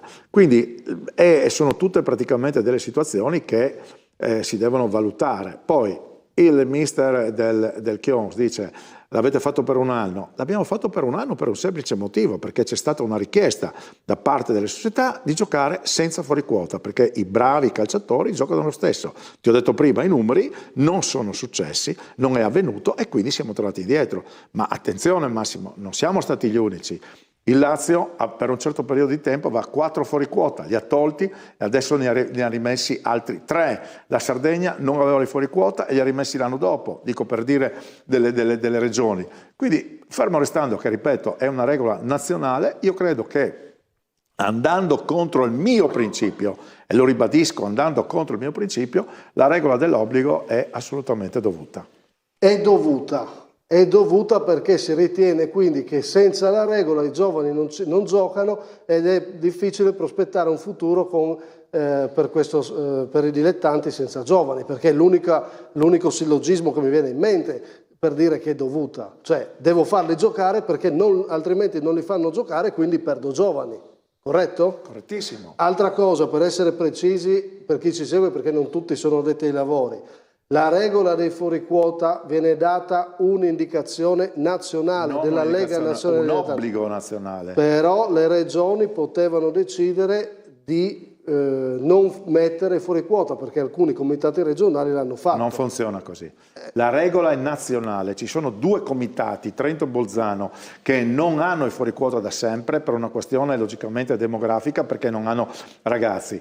È l'unica regione in Italia che non ha i fuori quota, è la regione Emilia-Romagna, per delle motivazioni che sono esclusive di quella regione. Se io quest'anno avessi chiesto di giocare senza fuori quota mi avrebbero detto di no, così come la Sardegna, così come al Lazio. Cioè bisogna motivarlo. Però non lo so cosa abbia di così incredibile l'Emilia-Romagna che non può mettere fuori quota. No, non è questione di loro non hanno mai voluto questo, cioè no, il presidente Alberici non ha mai voluto parlare di questo, ha lasciato libertà assoluta in tutte le categorie e quindi ribadisce questo. E comunque c'è un principio, Massimo, che va rispettato. I presidenti dell'eccellenza, 14 su 18, hanno detto sì ai fuoriquota. I presidenti della promozione, 13 su 18, hanno detto sì ai fuoriquota. Ma quest'anno avete anche chiesto. Certo. Era un sondaggio, però non decidevano i presidenti, era un sondaggio per capire cosa pensavano.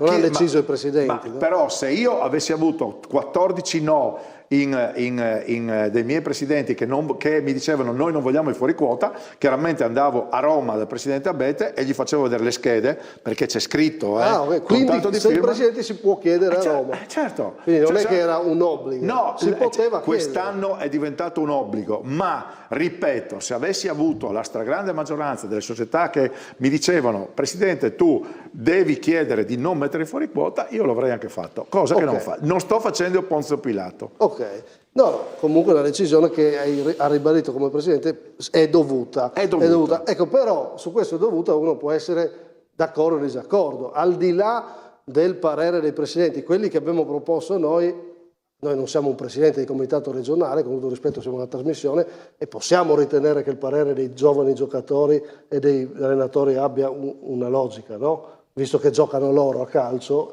potremmo sentire la loro opinione. Ma ci mancherebbe altro. Altrimenti... Io la logica degli allenatori, personalmente, non voglio tirarmi contro nessuno, però la regola degli allenatori secondo me è questa. Io allenatore alleno la squadra che la società mi mette a disposizione, dopodiché ci sono determinate ambizioni rispetto ad altre. Nelle ambizioni ci sono l'uso dei fuori quota, che può essere un uso propedeutico a quello che è un futuro, oppure l'uso della vittoria immediata e quindi utilizzo la persona anziana. Però non sono io che decido come allenatore se devono esserci fuori quota o meno, è la società che decide. Ma quando avete deciso però che servono i fuori quota, voi avete dei dati che dicono che con la regola c'erano dei benefici certi? Cioè ci sono dei dati che... Cosa vuol dire benefici certi? Non lo so, noi l'ultima volta che abbiamo visto, abbiamo fatto quella famosa trasmissione a Gonarsi, i dati dicevano che comunque, tanti dopo la regola dei fuori quota comunque smettevano, non è che continuavano a giocare. Massimo, la serata di Gonarsi è una serata che sta ai tempi della prima guerra punica.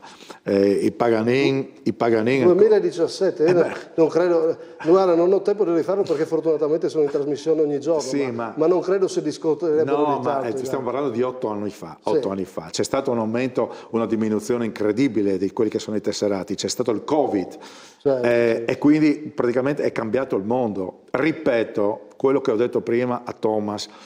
Ci sono rappresentative under 17 che avevano 4-5 calciatori che giocano in eccellenza perché c'è l'obbligo del fuori quota e quindi questi ragazzi, e lo ripeto al mister Zanutic, hanno la possibilità di crescere perché comunque alla fine di tutto, io non so che l'ha detto prima, i fuori quota una volta venivano messi in alto a sinistra o in alto a destra per non fare danni. Oppure li mettevano in porta. Adesso noi dobbiamo capire che questi ragazzi devono essere parte integrante delle rose, volente o nolente. Non ci sono 70 ragazzi. Ricordo che fino a 3 anni fa c'erano 2 gironi di promozione e un girone di eccellenza. Quindi 16 più 16, 32, 32 più 18, 50. C'erano 2 fuori quota per squadra, tutte le squadre avevano i fuori quota. Preciso su Zanutic, visto che l'hai nominato, che quando l'ha detto ha detto rispetto ovviamente le decisioni del comitato regionale e poi ha dato una sua interpretazione. Massimo, io non sto qui a discutere la persona Zanutic, lo conosco da una vita. Visto che c'è solo un estratto. Ma no, ma per amor di Dio, non sto qui, come anche per Tomei, insomma. Cioè, è chiaro che il mondo del calcio è bello perché ognuno ha le proprie idee.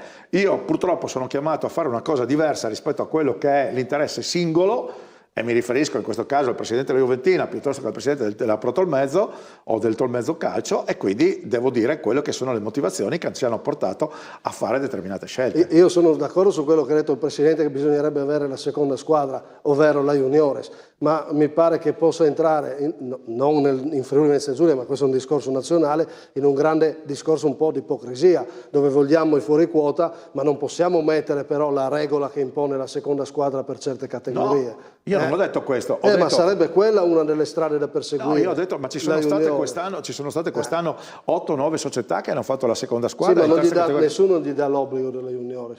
Per andare in D, vai con la tua Juniores regionale, e invece si pagano le multe. Chi vuole veramente i giovani, vuole anche la Juniores regionale. Un momento, Massimo. Quest'anno, se io avevo la seconda squadra in terza categoria, io non pagavo la sanzione, perché veniva equiparata a quello che era un campionato Juniores. Quindi io la Serie D, sinceramente, questo è un'altra parrocchia, sono sempre dilettanti, però un'altra parrocchia. Ma da noi la seconda squadra, se era un under 21, era considerata come una squadra Juniores. Quello sì, e quindi niente sanzione. Comunque è ovvio che questo tema aprirebbe un mondo di dibattito, però intanto secondo me è giusto sentire le motivazioni e le logiche del comitato regionale. Poi ci sono le opinioni, credo sia facile intuire qual è la nostra, che siamo dalla parte della maggioranza, ovvero per quanto mi riguarda sono d'accordo con chi sostiene che questa eccellenza è stata la migliore, anche perché non c'era la regola di fuori quota, e io vedo, non dico di avere l'opinione giusta, però vedendo ormai da 15 anni eccellenza,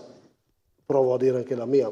Però abbiamo uno studio, mi dite la vostra, partiamo da Simone e poi sentiamo i tecnici. Ma no, allora, io sono un po', non dico contrario, ma non mi piace tanto l'obbligo, però se le società, se 14 hanno voluto questo, è anche giusto che insomma le società sono insieme al comitato regionale, le società sono sovrane sempre su allenatori e calciatori, quindi se una società dice così l'allenatore deve accettare, secondo me. Io l'unica roba, magari il presidente mi può rispondere, cosa avrei invertito i fuoriquota, avrei messo il 2008 in eccellenza e il 2007 in promozione.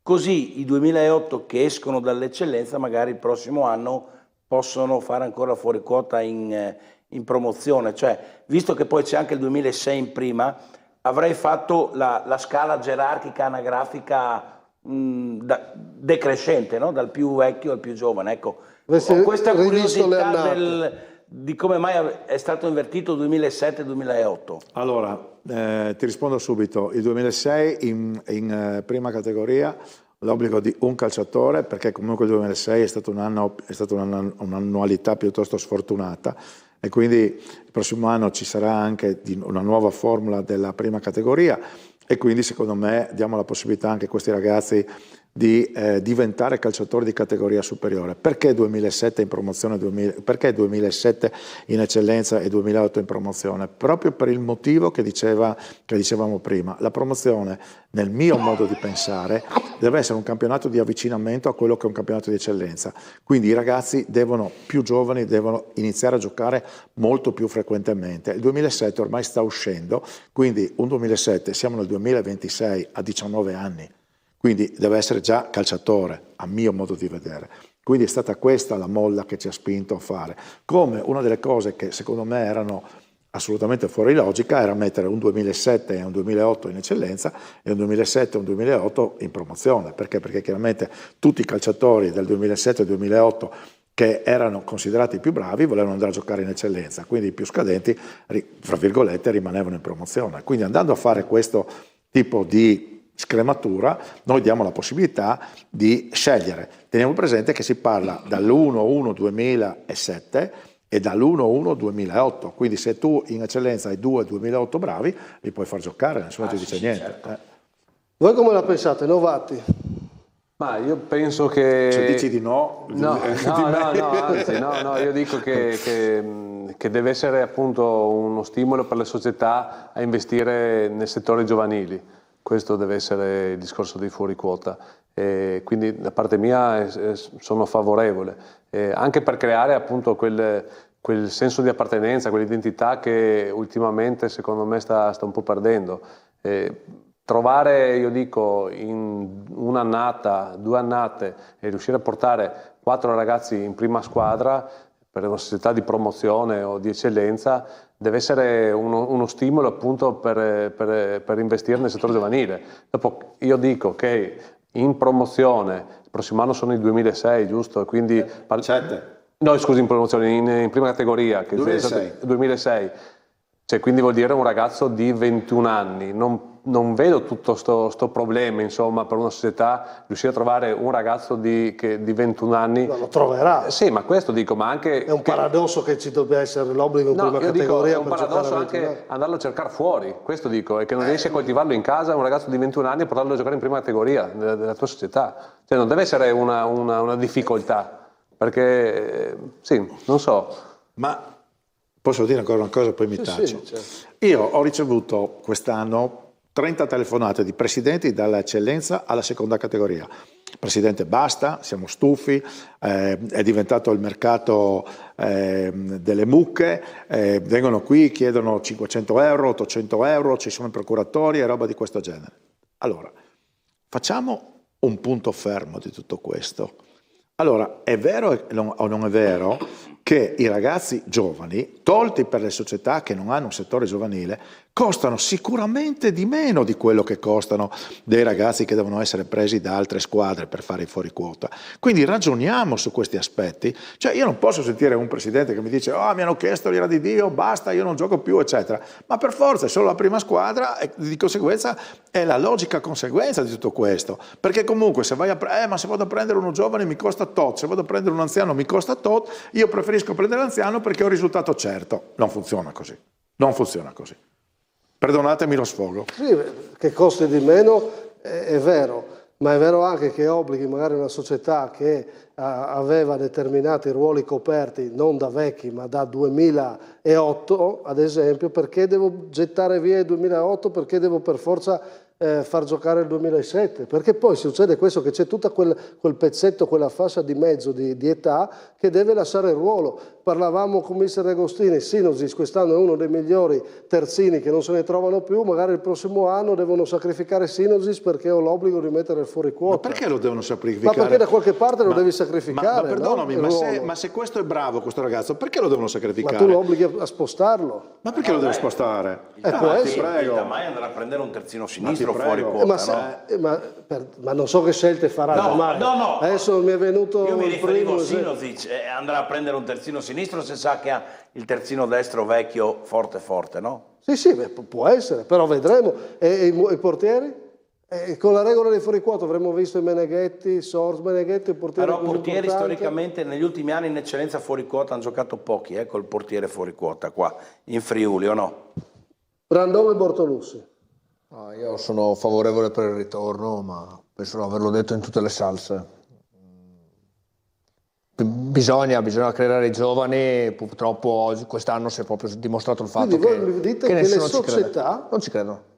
Tutte impazzite, tutte hanno, se trovano a parte che secondo me dei 17enni, 18enni forti, mi volete dire che questi presidenti che vogliono i fuori quota non abbiano la lungimiranza di dire no, ma io un bel 17enne, 18enne se ce l'ho me lo faccio giocare. Quindi sono tutti che non li vedono. Preferiscono prendere trentenni, quarantenni, non so, per me... Per vincere sì.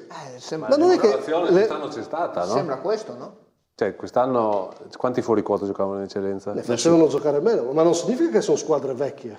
Possono essere squadre con una media età giovane comunque, perché avere 20 anni o averne 22, 22 vuol dire che sei vecchio, non posso giocare in eccellenza a 22 anni. Quando hai alzato la Coppa Italia a Monfalcone quanti anni avevi? Ma no, quella era già un pochettino più... Eri già più avanti. Per l'amore di Dio. I giovani d'oggi si stufano subito, nel momento in cui tu li metti nel contesto in cui devono fare qualcosa in più, rischi di perderli. Non sono più i giovani di una volta che esisteva solo il calcio.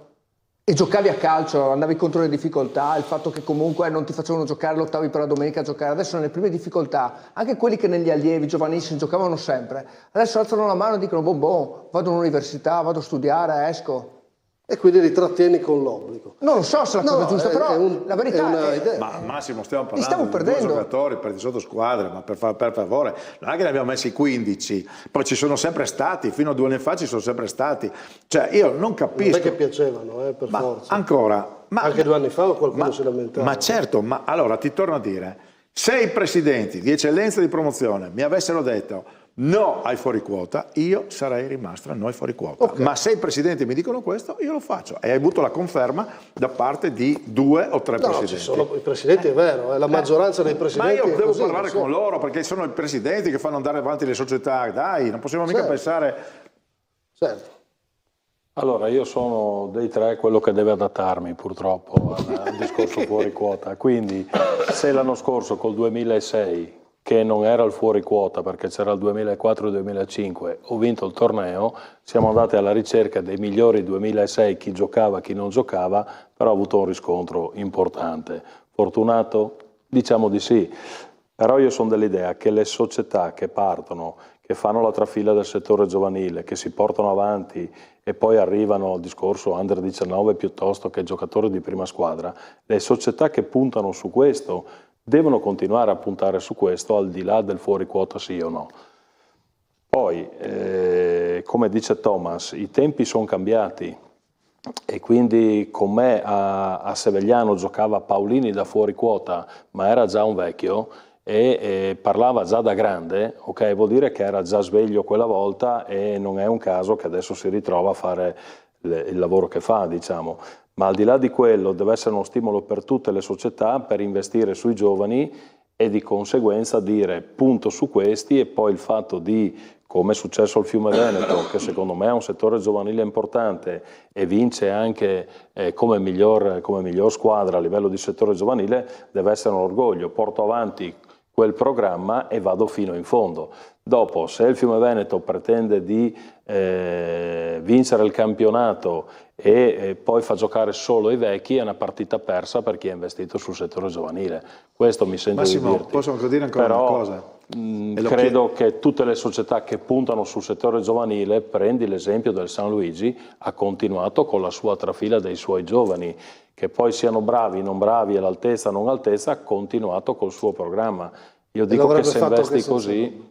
Allora, no, un momento, San Luigi è comunque favorevole anche se in Serie D, logicamente all'obbligo, però io proprio mi aggancio a questo. Noi abbiamo 3 società in Serie D quest'anno, no? Abbiamo il Charlings, abbiamo il San Luigi e abbiamo il Brian Lignano.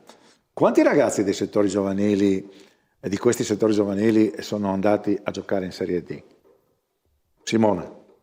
In che senso? Scusa? Cioè, quanti ragazzi a Charlins, a Trieste e a Lignano dal settore giovanile sono finiti in prima squadra? Sono casi diversi. No. Al Brian pochi, perché hanno iniziato da poco anche il settore giovanile, no? Benissimo. A Carlino? Beh, adesso ultimamente i 3-4 fuori quota sono loro. Quindi Perfetto. E San Luigi credo tutti. No? Tutti. Ecco, quella lì è la logica. Io ogni anno devo produrre, l'ha detto Marco prima, produrre è una brutta parola, devo far crescere dei ragazzi e devo metterli in prima squadra. Punto. Tutto parte dal lavoro che deve essere fatto con i settori giovanili. È inutile avere settori giovanili da 200 ragazzi se io ogni anno mi trovo poi a dover andare a prendere il fuori quota perché non sono stato capace di farmelo in casa. Questo è il principio. Questo è un tema che ci sta, ovvio, sono d'accordo. Allora, ci vorrebbe una lungimiranza che dovrebbe venire da sola, però ok, magari questo aiuta. Infatti in eccellenza bisognerebbe mettere l'obbligo che va in eccellenza se è la filiera del settore giovanile. Quelle sono riforme coraggiose. A livello non si può. A livello paghi la sanzione. Federale paghi la sanzione. Ci sono società che non hanno settore giovanile. Ma sì, ma categoria apicali col settore giovanile. Quello sarebbe qualcosa di sostanzioso. Comunque c'è la cosa che dice Moroso, per chiudere, che secondo me possiamo dire che però ha un senso, è che mentre prima gli anni di fuori quota ti ha partorito dei dati dove potevi tirare un bilancio, con un anno solo senza resta un bilancio limitato a un anno. Con 2-3 anni potevi fare un ragionamento di cosa aveva portato star senza i fuori quota o meno. Effettivamente un anno ti può dare risposte relative. Noi però ci dimentichiamo sempre una cosa, Massimo, che io lo scorso anno, quando ho tolto la regola dei fuori quota, ho detto che era un anno sperimentale, che doveva essere valutato, e lo ridico per l'ennesima volta, sulla base dell'utilizzo dei giovani, che purtroppo nel campionato di eccellenza del Friuli Venezia Giulia non è avvenuto. Ma cos'è un ricatto? Allora, vi tolgo la regola, se non li fate giocare ve la rimetto. No, tu lo fai per un altro motivo. Non ho detto che è un ricatto. È la mia interpretazione. Ho detto che era un torneo, era considerata una questione sperimentale. Sì. Per cui tutti quei signori che dicono se uno è bravo e gioca lo stesso, purtroppo non è così, perché vuol dire che in eccellenza noi non abbiamo dei ragazzi bravi. Questo è il principio. Perché se non ci sono risultati, quello è il risultato. E proprio il signor Moroso, che è subentrato a un allenatore durante la stagione, vorrei capire quanti ragazzi ha fatto giocare. Te lo dico io quanti, nessuno. Non è per forza di cose l'obiettivo di allenatore.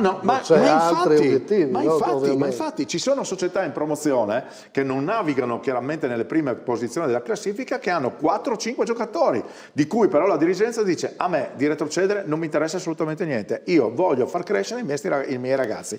Giusto o sbagliato? Io credo che sia giusto. Ok. Basta. Secondo me era importante comunque avere le risposte, così ce l'avete tutti, non solo i presidenti, anche gli appassionati del comitato regionale, poi ognuno si fa la sua opinione in base a quello che abbiamo detto, fermo restando che davvero è un tema che poteva prenderci 2 ore di trasmissione e che non metterà mai d'accordo tutti. Godiamoci una volta tanto queste splendide vittorie di queste rappresentative che rappresentano il bello della nostra regione. Le polemiche lasciamolo stare, perché comunque alla fine non potremo mai trovare una soluzione, perché chi la vuole cotta, chi la vuole cruda, quindi cerchiamo un momentino invece di lavorare tutti nella stessa direzione per far sì che i risultati che abbiamo conseguito negli ultimi anni possano avvenire anche negli anni successivi. E allora andiamo a chiudere questo campionato, questa stagione senza fuori quota, in attesa del loro ritorno, e si riparte sabato con la Coppa di Promozione presentata oggi a Vajont. Vediamo. È una grande cosa che il presidente Hermes Canciani a questo territorio ha dedicato questa finale. Il presidente del Maniago Vajont, Demetrio Rovere, ringrazia la federazione perché la finale che ospiteranno è una finale speciale, perché sarà in ricordo di Fabio Rosa e Danilo Boz, i giovani calciatori di 19 anni che hanno perso la vita in un tragico incidente stradale il 5 agosto 2025 nella galleria bus del Colvera. Alla presentazione di stamattina in municipio Vajont, il sindaco Virgilio Barzan li ha ricordati emozionato insieme al collega Umberto Scarabello. Ricordare Fabio e Danilo è una cosa che non si può esporre ed esprimere con le parole. Ognuno deve sentirla dentro come ricordarla, perché dire tante parole ogni tanto sono il di più. Una delle 2 squadre, tra l'altro, che parteciperanno a questa finale è stata la prima squadra che ha giocato con il Maniago Vajont immediatamente dopo la scomparsa dei 2 ragazzi. Quindi credo che dal punto di vista emotivo sarà una gara difficile per tutti. La gara che vede di fronte Buiese e Corva, la Buiese del presidente Peretto e Mr. Dri alla seconda finale consecutiva. E arriviamo dalla finale dell'anno scorso che sappiamo tutti che è andata male. Comunque è un premio del gran lavoro che si sta facendo negli ultimi anni a Buia. Però con grande spirito e grande voglia di conquistare la Coppa. Penso solo alla finale e penso solo a portare a casa la finale. Per il Corva del presidente Giacomin, mister Rossi e capitano Imbrea è un appuntamento storico. Per il Corva Calcio non è mai arrivato una finale di promozione, mai arrivati. Ci tenevo tantissimo ad arrivare in finale. È un traguardo che non è mai stato raggiunto nella storia del Corva, è una finale importante e darebbe il giusto premio ai ragazzi per la stagione che stanno facendo. Quando arrivi in finale ovviamente che pensi in grande, insomma ti aspetti qualcosina in più. Si gioca alle 15, diretta su TV12 dalle 14:45.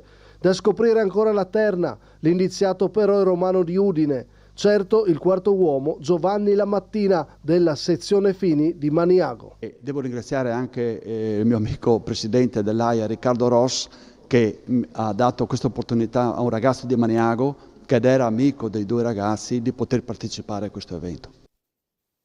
Presidente Canciani, in diretta sabato dalle 14:45 e apriremo sicuramente con le emozioni che già oggi si sono respirate. No? Vero. È stato un momento molto toccante, specialmente vedere il sindaco, una persona comunque non più giovanissima, emozionarsi fino alle lacrime e sospendere il suo discorso. Mi ha colpito molto il fatto che poi avesse scritto anche queste parole, perché si sentiva l'emozione. È stata la prima parte dell'incontro oggi, è veramente molto molto pregnante di questo modo di ricordare questi 2 ragazzi tragicamente scomparsi. E credo che abbiamo fatto bene. Ringrazio qui pubblicamente Simone, che è stato veramente il primo che mi ha detto: Presidente, bisogna ricordarli in qualche maniera questi ragazzi, e quindi aver portato poi a Vajont la finale secondo me è la cosa più bella che ci sia. Io spero di vedere i genitori di questi 2 ragazzi sabato in campo, di poterli abbracciare e dargli la forza di poter continuare. Una finale speciale, insomma, che vi racconteremo. E per chiudere questa trasmissione torniamo sul tema Torneo delle Regioni, prima di salutarci, visto che è stata davvero una spedizione indimenticabile, e quella in Puglia. È il momento, come facciamo ogni trasmissione, di scegliere anche in questo caso il miglior gol e la miglior parata. Una sorta di cartolina finale della Puglia, partendo con la nostra clip, miglior gol o miglior parata.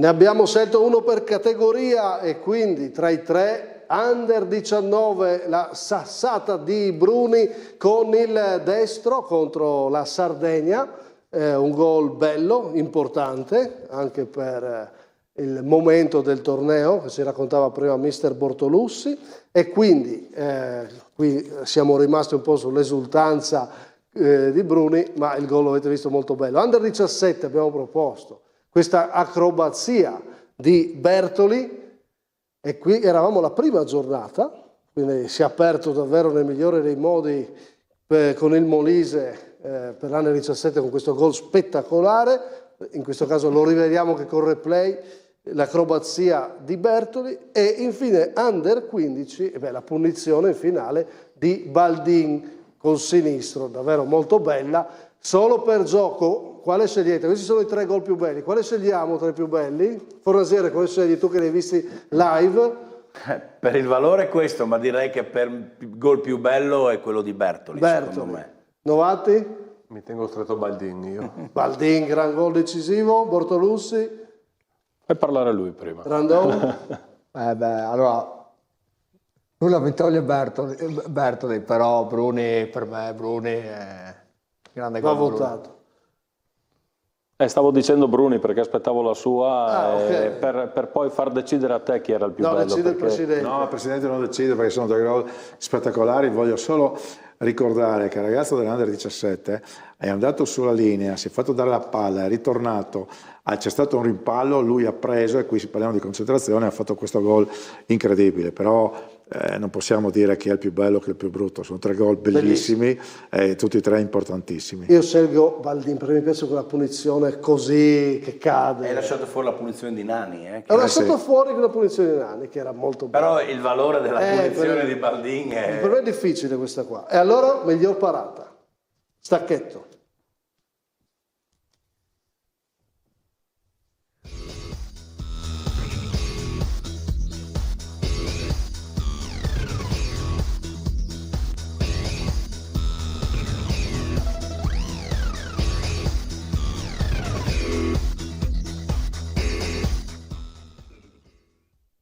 E qua abbiamo Under 15 Gosdan, colpo di testa, guardate come va a prenderla, questa è bellissima. Mi è piaciuta molto anche quella di Ajdic qua in finale, guardate questo tiro era anche abbastanza potente dal limite, lui si distende bene e la allontana la sua sinistra.